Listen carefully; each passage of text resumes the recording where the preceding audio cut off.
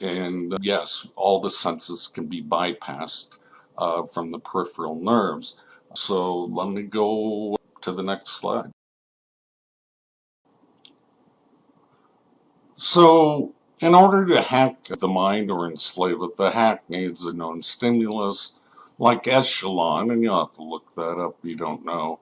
Knowing what you're listening to on radio or TV, or perhaps back to what I referred to with the Army, the microwave hearing effect, called V2K, to pipe specific speech into the inner ear's perception, which is turned into nerve impulses, grossly termed EEG, electroencephalograph, and magnetoencephalograph patterns, would also work as a starter.